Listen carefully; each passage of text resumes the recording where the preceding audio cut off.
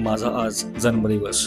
प्रत्येकालाच वाटत असतं की आपल्या जन्मदिवसाला काहीतरी नवीन करावं. तर मी माझ्या लाईफची छोटीशी स्टोरी आपल्या पुढे प्रेझेंट करतोय. माझा जन्म झाला 12/8/1987. तसं तर प्रत्येक वर्षी आपला वाढदिवस येतो आणि प्रत्येक वाढदिवस हा आपण खूप आनंदाने साजरा करतो. पण जसं जसं माणसाचं वय वाढतं तसं तसं माणसाला कुठेतरी वाटतो आपल्या आयुष्यातला हा प्रत्येक वर्ष एक एक कमी होतो आहे. याचं सुद्धा दुःख वाढत जातो. वयाचे 36 वर्ष कसे गेलेत हे कळलं सुद्धा नाही.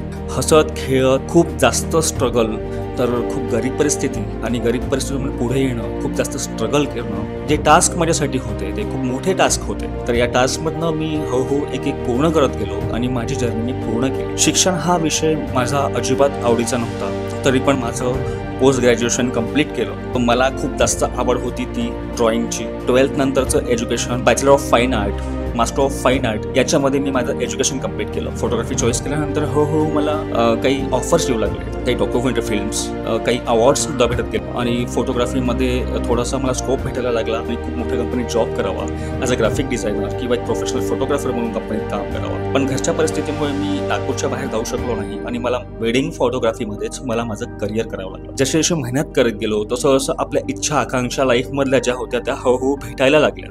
BFA कंप्लीट झाल्यानंतर गांधीधाम कॉलेज वर्धा इथे मी काही वर्ष असिस्टंट प्रोफेसर म्हणून लेक्चरशिप केली. मला असं वाटलं की बिझनेसमध्ये जास्त फायदा आहे, त्याच्यामुळे मी जॉब सोडला. नवीन ऑफिसला सुरुवात झाली. एडिटिंग पोस्ट प्रोडक्शनचे कामं सुरू केले. डेली लाईफमध्ये खरोखर आपण जर मेहनत घेतली तर आधीचे दिवस आणि प्रेझेंटमध्ये दिवसात भरपूर फरक असतो की आपण इमॅजिन करू शकत नाही. आणि तो आनंद मी प्रॅक्टिकली बघतो आहे. आणि या पद्धतीमध्ये मला वाटलं की खरोखर तुम्हाला माझं मनोगत व्यक्त करावं.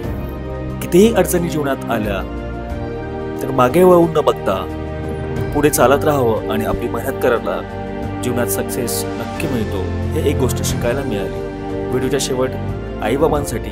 आई बाबा या दोन शब्दात जणू आपलं सारं विश्व सामावलं असतं. आई म्हणजे ती जिने आपल्याला जन्म दिला आहे, हे सुंदर जग दाखवलं आहे. व बाबा म्हणजे ते जे रात्रंदिवस कष्ट घेतात आपल्याला मोठे करण्यासाठी, आपले जीवन हे सुंदर बनवण्यासाठी.